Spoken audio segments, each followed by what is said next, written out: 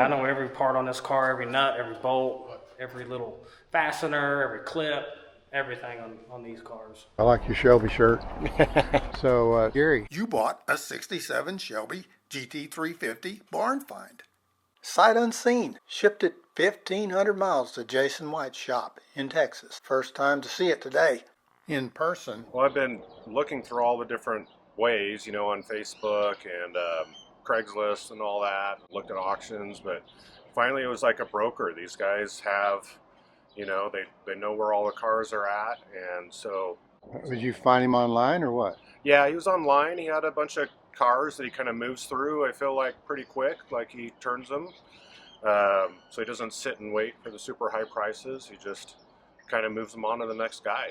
So let's go with Gary and his son Carter to see the barn find for the first time. I walk in Jason's shop first and spot the barn find Shelby on the right. The first thing you see is that left rear quarter has been cut out. I spin around to video Gary and his son entering the building. Gary stops facing the opposite to his direction of travel. Then Carter appears, followed by his dad, with a look of foreboding on his face. At the same time, Carter catches a glimpse of the Shelby in that rear quarter panel. Carter looks away from the car and back at his dad for his first glimpse.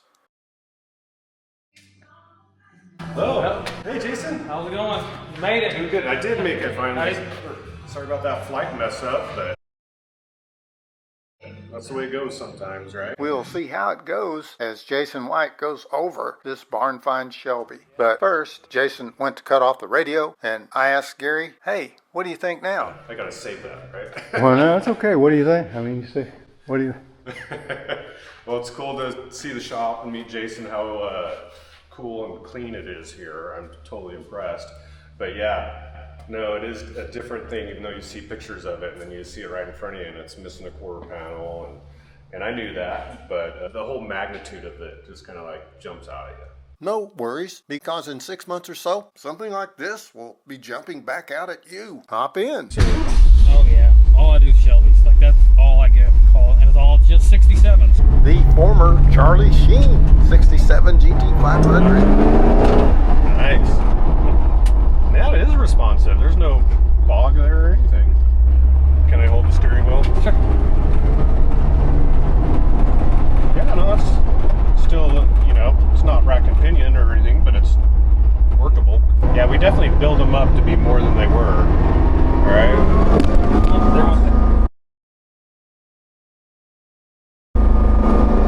Oh, that's Carol with 2 R's. Not one. That feels great. Ballsy. What gear's in this? 350. Oh, cool. Thanks for taking me out on this thing. This thing is sweet. Yeah, he's got a lot of breaking in to do on this thing. Yeah. Then once you get about 200 miles on them, they're like a different car. I think it's good that it hasn't been restored 3 times, right? Jason's first major problem with the car is the body had been dipped. How did you find out it had been dipped? He told me it had been dipped. My daddy taught me, son, don't be smoking or dipping. And I didn't, when I got it here, and you can see the kind of white corrosion that's all over it. That's acid. And you can really see on this cow panel, inner panels and radiator support, it's got like a crust on it. Now, did he tell you it had been dipped before you bought it? Yeah, no, I knew. I can't remember how it came up, if he specifically said it or just figured it out. I know it's a popular thing that people do, and they still do it. I wouldn't have dipped it personally, but it is what it is. So. We get a lot of questions on the channel, you know, about why aren't you dipping things and stuff? And how do you answer those people? When you dip a whole car, that acid gets in every nook and cranny, and then you rinse it off of water. You're asking for surface rust. It's going to surface rust. When if you blast it, it's clean. You don't have that instant surface rust that when you spray over can keep growing. So we'll start pulling stuff out and going through this mess and see what we got. Okay, you want to first look at, make sure it's a Shelby? Well, grab a front rod. Oh yeah, yeah. We got the Shelby tag right here. And it is, to me, it looks to be in very good shape. Car number 1395. Now that'll have the Ford number underneath it. It's got the Shelby number right here, where Shelby stamped it, and that matches the Shelby VIN number. This is the ancient Shelby stamping, 67200F2A01395. I got out my old Shelby registry. Used it so many times, it doesn't even have a cover. Yes, I've looked it up on the registry. There is not a lot of information about it other than it was undergoing restoration and that it was in rough shape. But I don't know for sure if that's new or not. It don't look, it's kind of iffy. The black is still right here, and it's kind of faded out to a gold color. Most of the tags that you see look like this over here. Most of the time they look like that. So that's why that tag looks a little iffy. Because this tag looks like it's well worn. Yeah. Now, if he didn't have the original tag, that's no big deal, right? No, as long as the numbers are all correct. It could have been, a repo years and years ago, but it's still hard to tell. The stamping's correct, the numbers are correct. It has some age on it. To me, it looks a little narrower than that one. But the numbers, as long as the four numbers all match on all the Lances, it'll have another number on that Lance over there. That Lance has been cut out, so the number there is gone, but it's supposed to be in the car. And then, of course, the main number under this tag. So, we are positive this is 1395, a real Shelby, but a final check is to cross-reference the Ford number with the Shelby number, and we would have to have a Marty report, which Gary already has purchased. Let's see if they match. I'm going to go ahead and get the parts out of the car first. That's actually the original paint on that. Yeah. And the deck lid has the original paint. The hood's been resprayed, but where you can see the difference in the colors, the original paint's still under there. Is that the original paint, Jason? Yeah, that's the original paint on the nose. Yeah, that's going to be gorgeous. Really? Well, hey, color code 2 on the Shelby tag is dark blue metallic. You know, midnight blue. Fiberglass parts have not been dipped, and you're seeing original paint here? Yeah. Yeah, you don't want to dip fiberglass parts. The whole part will come out gone. You wouldn't have a part left. Yeah, there'll nothing be left. These quarters were rusted out. This car was probably started in late 80s, early 90s. And at that particular time, you couldn't get fastback quarters. And the quarters you could get, the skins, were for coupes and convertibles. Fastback has a completely different curve right here than a coupe and a convertible. So that's why they sliced it down this way, because they were trying to save this curve. Today, These are Dynacorn quarter panels, and they're every bit as good as originals. They fit very well. You won't have no seams, it'll be factory fresh. Now the wheel tub that they put in actually has a date code on it, so it's more or less an NOS part. This door is the worst part of the whole car. It's got rust at both corners, and this is a standard door. Shelby's came with deluxe doors stamped for this lower grille and lights. So they drilled the holes for the lower grills and the lamp. I'd like to find another door with an actual deluxe interior. So let's look at the passenger side door. And yes, it is stamped for that lower grille and light. It's a deluxe door. Yeah, this is the original door for the car. It's in a lot better shape. It's got a little rust here, but that's an easy fix. And you see on this panel here that they already patched in the quarter and welded it in, and it's warped really bad. But yeah, that's a 3/8 inch divot there in that body line. And they have replaced the floor pans as well, and I'm hoping when we get all the stuff out and look at it that they're not as bad as this. Then we start pulling all the parts out, and what is nice is we do have an original hood. You can tell it's original because it has the steel latch and reinforcement inside. The lip is correct. It's got the counter sunk in right here where it has the lip that hangs down. A lot of the repos don't have this. Now somebody's put a heat insulator underneath, so it has like an aluminum foil underneath, but it's coming off pretty easy. These hoods were by no means originally quality parts at all. All these fiberglass parts they did not fit very good at all.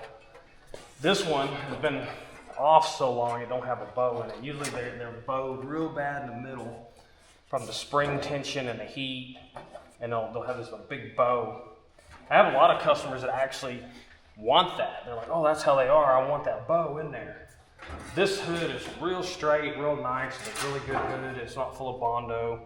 This is the original paint, so it's been sprayed once. There's the original primer right there. We start pulling parts out, and Yeah, how do you want us to help?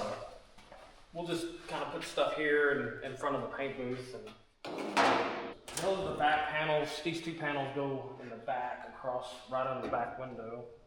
And here's the door panels. These look to be the original panels. So you got an extra one there. This one looks to be original. And that one was definitely off a blue interior car. Okay. This, I'm glad is there. It's the original correct steering wheel for the car. The short tabs for an early car. Made in Italy. They always got a little separation in here, which is an easy fix. They got separation all usually around where the glue is. No cracks in the wood at all. The wood is beautiful. This will finish out super nice. And it's got the original horn button.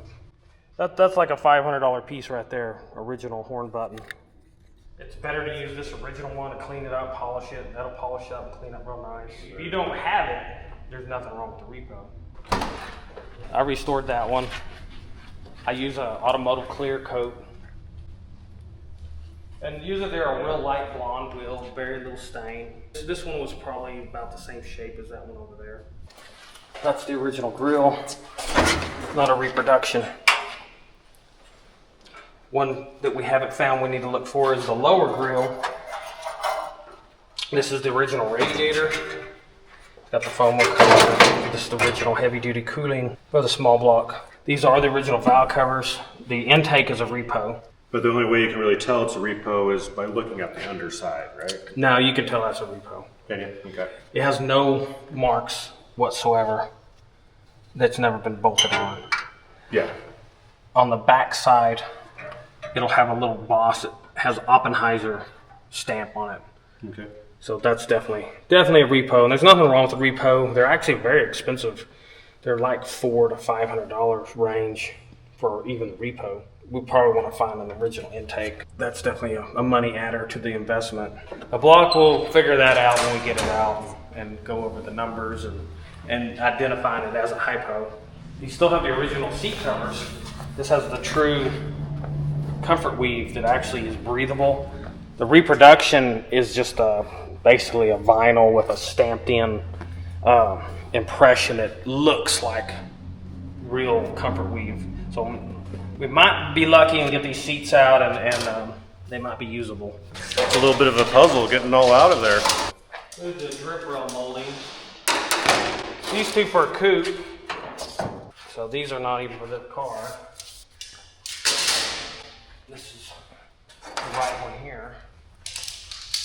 We've got some scoops that they just kind of put in there. That's an original scoop in there. That's an original end cap. That's a repo side scoop. This is an original one.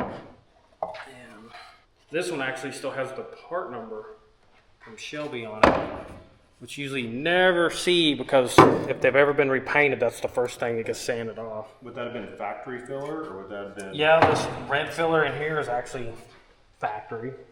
Original. It's on top of that. Whatever that is. Okay. And then here you got the original paint, and then it looks like at one time they repainted it this darker blue, which is this color, this purpley color. You can tell this is an original one. At one time it had the metal, there was a metal bracket that was pop riveted and would have had a stud. This car is an early car, so it did have the functional side scoops. So this would have been drilled out from Shelby, and they would have had a hose that went from here, and there should be another fiberglass piece. Pop rivets to the inner wheelhouse, and there was a hose that would have connected the two. And the ideal is for brake cooling in the back. But that is the original scoop, and it looks like they drilled holes and just screwed it on at one time. These are not supposed to be there. That's kind of how the 68s were screwed on. 67s just had 2 studs. And these holes here are actually the original holes where the studs would have went through. Okay. All the little details. Now this one is a reproduction. They're pretty common on like Facebook and stuff like that. I'm sure one will pop up.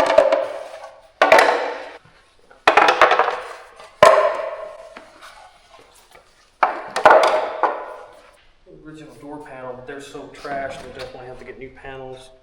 Most of the time you get new panels and you got to get new aluminum here, and then you can reuse this outer stainless and polish that. It's unrepairable, and they're just deteriorated. They all have this screw here. Some of the early cars actually did not have that screw. They had a problem with these popping loose, so Ford started adding that screw on the later cars. So say you have car 200 to 300 range, you don't put that screw in. But you have car, say 400 or 500 up, you put the screw in. Okay. These are definitely the original seats. The stitching is popped and gone through here, which could be restitched.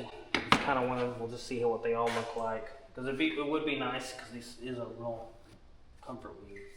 Is there a system we want here, or just? Wherever you want to put stuff. This has had parts piled on it, so it's got some indentions that may come out. It's kind of crunchy. I'm going to say every part is going to recover. Yeah, unfortunately. There's another original side screw. Maybe we should leave it like that. It's kind of cool with all the patina. There's a windshield pillar pad that goes right here. Those are actually good shape. Yeah, that's a stainless steel reproduction fuel line there. These are actually a 3-piece molding set. Wow. All got wadded up. Weather strip retaining molding. There's the 3 pieces that go in there. You got the drip rail molding. You got this cover molding, and then the weather strip molding. And all 3 pieces are there. Let's see, here's 2 of the front caliper. It's left and right, and then there should be another 2 pieces. The other half has the KH on it for the Kelsey Hayes brake caliper. And then here's an important piece for the hypo, the hatchet counterweight. They added in the 289 hypo has a little bit thinner timing chain than a regular 289 because they added this counterweight, and they did that to basically bring the balance inside the engine a little more. And that's an important little piece right there. So Jason, is it adding up, everything adding up that this is a real 67 GT-350? Oh yeah, it's definitely a real deal car. Woo. What? There's your All right. power disc brake master cylinder. It's all trash right there. Still apprehensive a little bit? No, like I say, like that. I thought it was legit. The documentation and stuff like that seems to be good, but you always worry, right? So. There's a roll bar. Hey. So it's in there. Okay, that's a driver. That one looks good. A little bit here, but it sure be bad to like try to reuse some of this crusty stuff. And The problem with doing that is when you get a car that caliber, everything's repainted, and you put something like that in the interior, it sticks out. yeah. You're like, oh, I wish I would cover those seats. Yep. They're bumper brackets, which not for this car. Those are for a 69 regular. You should have a 1M on it. There it is. 1M. The cranks on the 289 hypos, they're basically the same crank, but they were inspected at higher quality than the regular 289. And when you clean them up, they should have a triple X stamping on them. That way that they ensured that they passed inspection. So, but the 1M would not have been in the regular. 1M just means it is a 289 crank. We'd have to clean it up and find the triple X inspection stamp. And this is all factory. This boring out to remove. Yeah, that's how they balanced them. That's a FOMO code cam. The cam's not usable anyways. Here's the piece that they cut out off the glance. which we will not show that number because the Ford VIN should be kept secret. With the VIN number, the Ford number, and you see it has a K in it, so it is a 7RK, so it's a K code. That's the Ford number. Yeah, that's the Ford number. And this should be the same number under the Shelby tag, the one that this car was born with, because this number has never been registered. Yep, that's good. So if you have your Marty report handy, Yeah. or on your phone, you can verify this number real quick. That'll be one more thing that we can, then once we pull the tag off, we'll know that that's the right number, and we'll verify the other apron number. Gary had already purchased a Marty report. All right, here's the Marty. So it should be K. Shelby number 1395 came with this Ford VIN, as revealed in the Ford database licensed by Kevin Marty. The right number that it was born with. You feel pretty good now? Yes. Here's another specialty hypo part, it's the thicker balancer, and it is an original one. It's got the FOMO, so it's not a repo or anything like that. So that's a good indicator that we got another hypo part. When there's smoke, there's fire. The rod bolts, right? Yep, slightly bigger rod bolts, cast pistons. All 289s had a cast piston. A lot of people think that the hypo actually had a forged piston, but they had a cast piston in them. So there's one of our connecting rod. That's a hypo rod. And The Phoenix was rising from the ashes. Whoever had this car before that broker knew what he had and saved things. Now you're having good luck. Gary bought this Shelby to keep long term. He had no fear to let us video the reveal of very sensitive information. Well, you know, we're on an adventure here. So. rear bumper brackets. The Shelby's had a little bigger sway bar, so these brackets for the sway bar are a little bit bigger. They reproduce those now, they're like $88 a set. This is a line lock used in drag racing. What it does is it locks the front brakes to where the back brakes are open and you can do a burnout. Stock and modified parts help piece together the history of this car. Jason knows every part on this Shelby. Here's the front caliper. Remember when Jason found these? The other half has the KH on it for the Kelsey Hayes. Well, here they are. There's the other halves to the calipers. There is a saying in the hobby, knowledge is power. Yeah, this is the correct, it's a 6380-E. So that's a correct flywheel for a hypo, Oh, okay. which is good because that's a special piece as well. It's going to have a different balancing weight. Yeah, Right? they're just like the harmonic balancer, the flywheel. That's got to be probably at least 30 years old when they were working on the car.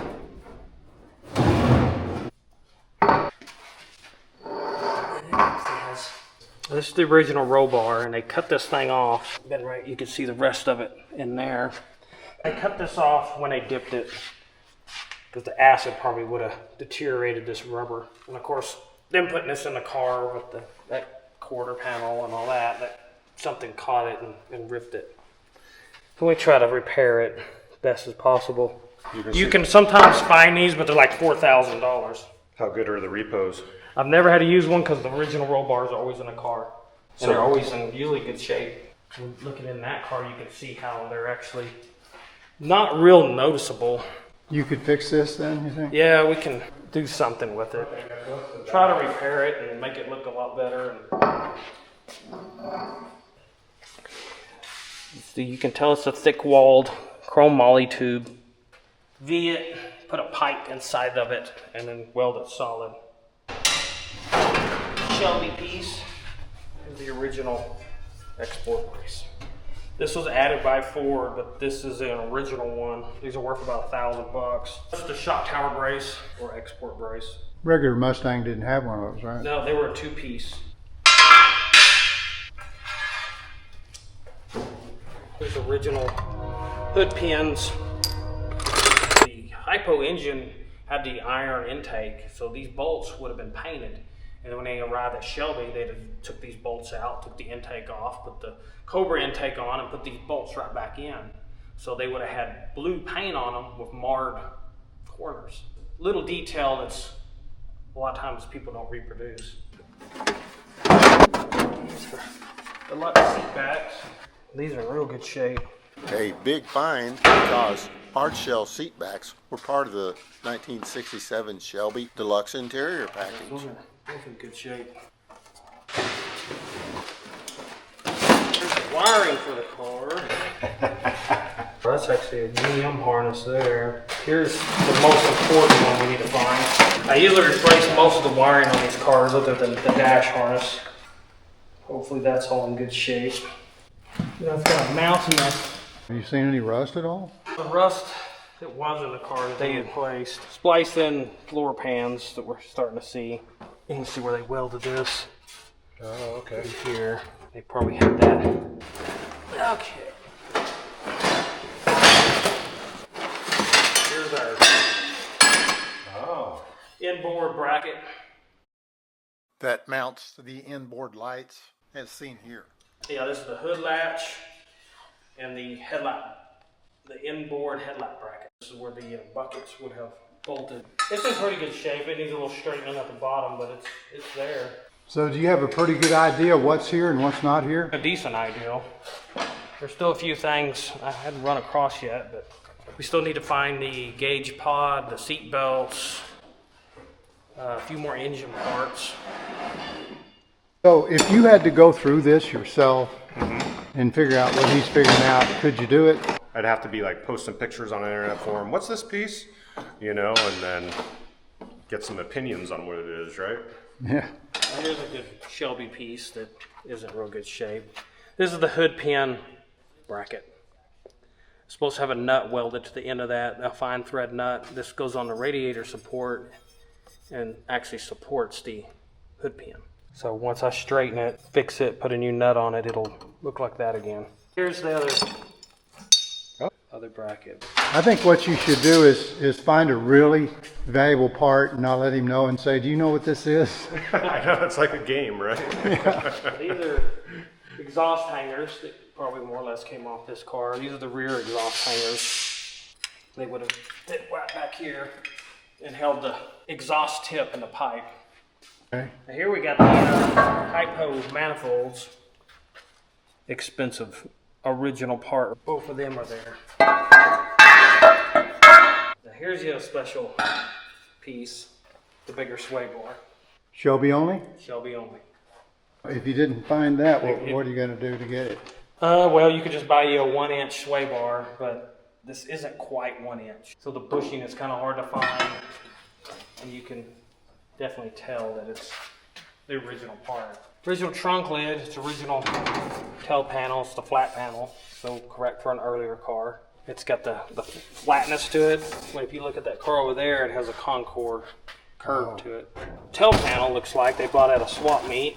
Got a written on 67, 68 GT Shelby, $32. So that was pretty cheap for an NOS panel. It says Shelby, so they're unique to the Shelby? No, they're used on GTs, any dual exhaust, later car. These are like yours. Cutouts. This is an early car, isn't it? Yeah, this is 1300 range. This car here is 803. This is a lot earlier. So you can see it has the cut with the 66 trim. And this car have that, or did you have to reproduce it? It was gone. It was gone. So I had to reproduce that. We'll see. All the seat belts are here. Here's one of the shoulder harnesses. Shoulder harness. The lap belts have the Cobra medallions in them. And I send these off and have them restored. Just like in that car there. Should have 4 buckles. That's good. The ones with this is the back seats. So 2 back seats, 2 front seats. Here's the retractors for the front seat. Those are important. And we don't have the small, short buckled part for the back seat. It's good that that's the one that's missing because that's the easiest to replace. Okay. Those are kind of hard. Here's our donuts for the roll bar that goes around the interior panels. Okay. That's good. These have dates on them too? Yeah, those are by the Hamilton company. These are the shoulder harnesses. Those are actually kind of interesting because those were the 67 was the first car to have a locking reels Okay.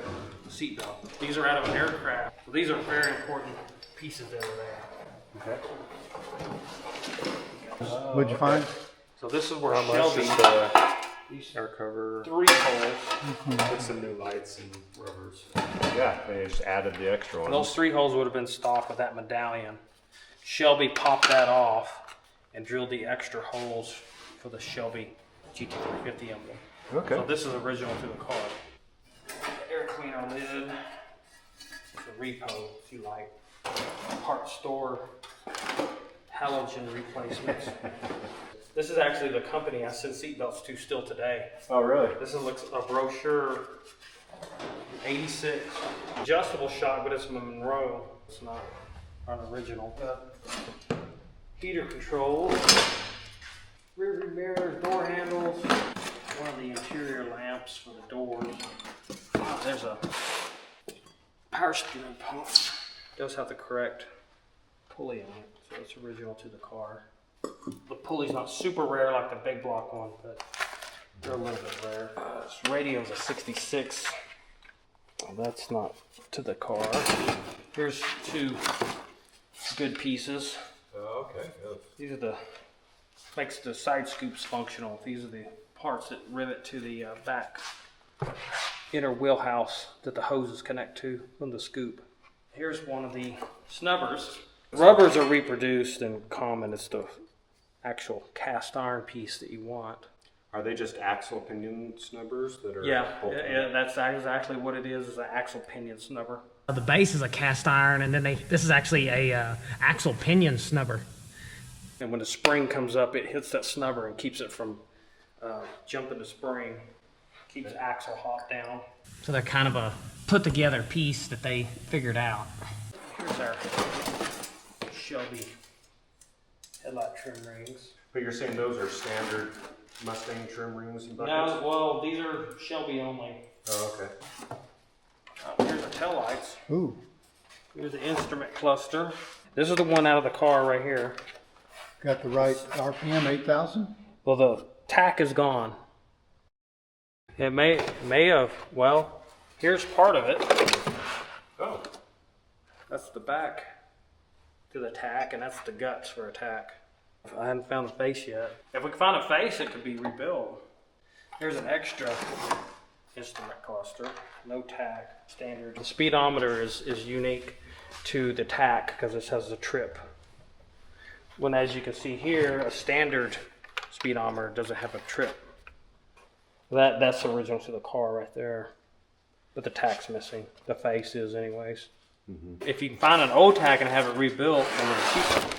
But it's got to be 8,000 RPM. Yeah, it's got to be 8,000 RPM for the GT-350. And you already bought one, right? Yeah. Reproduction or what? No, it's a nice original one. Restored. We'll more or less use that speedometer because it's the original to the car. And then he can resell the speedometer, or I can even give him a credit on it or something. I can use it on another car. It looks like they reset that thing to 0, unfortunately. Yeah. So I guess that's what people do a lot of times when they restore it, is they reset it back to 0. But I'd rather know what was really on the car, right? Or Yeah. just have it be. Yeah, especially being a Shelby. An average regular Mustang, you could reset it, but this particular car, you want to leave the mileage alone. You know, those seatbelt emblems, they're Cobra, look really nice. Yeah, the emblems usually look nice. The drawback to these is these usually sit in a car and they get mouse damage, and that's what usually rusts them. They're probably afraid of the Cobra on the front. That's right. We have the original taillights, original lenses, original backs, diesel, but it's got a split in it. Yeah. That's a cast aluminum, could be welded, it's got a bend in it. That's what's interesting, how crude these are, is they're just sand casted. And they were just bare, like they were not pretty by no means. No, I thought they were taken off of another car. Aren't these off of a Thunderbird or something like that? Not these. Those are Shelby. These 2 parts here are Cooper.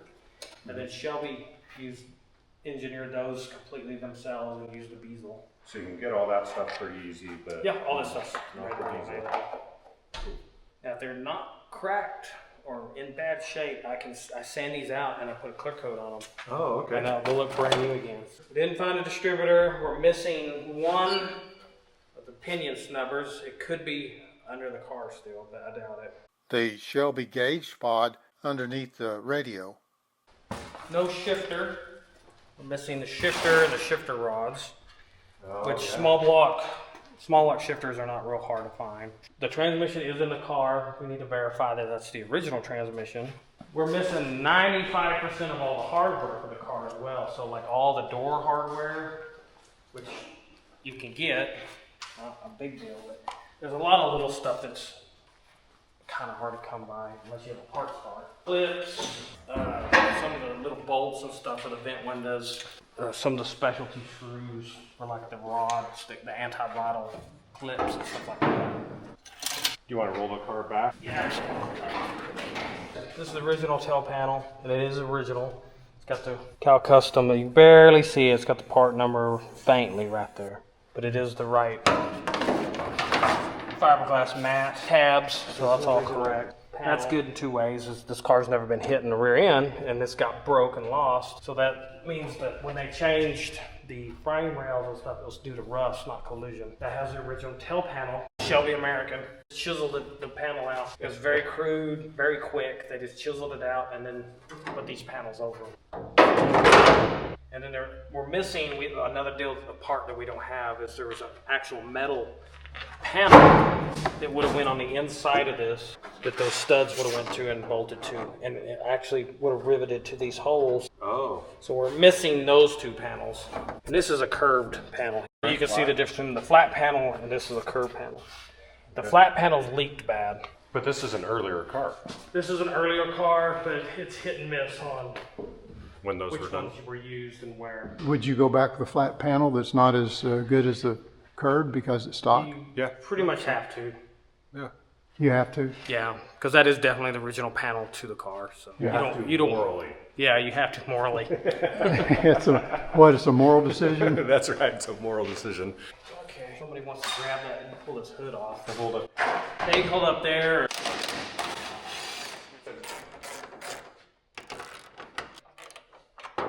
Come on, buddy. Pressure's on. You're getting filmed. Stuff that we don't really need, Right. and then don't have the stuff we do. And it's really hard to know. Was that just like... drive shaft and some of that stuff. Pull this cover off here. For reference, here is a stock 289 hypo in a 1967 Shelby GT-350. That definitely looks like an original cover. These are original covers. The inside, the way they're made, the way they're cast, I don't have a repo to compare it, but when you do, it's night and day. It's kind of like your big block valve covers. You know how the casting completely looks different. Mm-hmm. You can tell that these are the original covers. The important part is a big money deal. The heads are correct hypo. And the way you can tell right off the bat is this little shoulder casted in around the spring. And that's to keep the spring more stable on high RPM. Let's see, and then an original VIN would be stamped right there. I can see some letters. I can't read them, but I'm told this is not original. Yeah, looks like we've got a hard to read 507K139150. A VIN of a 1965 model 5 F Dearborn Assembly 07 two-door hardtop K, the high performance 289 139150. No possible match here. This is a 65 model. But hold your horses. Every 67 GT-350 for 1967 starts out 7 for the 67 model year, R for the San Jose assembly plant, 02 fastback body style, and K the high performance 289. The last 6 digits we'll keep secret, but yes, it is a match. This is a matching number Shelby. How about that?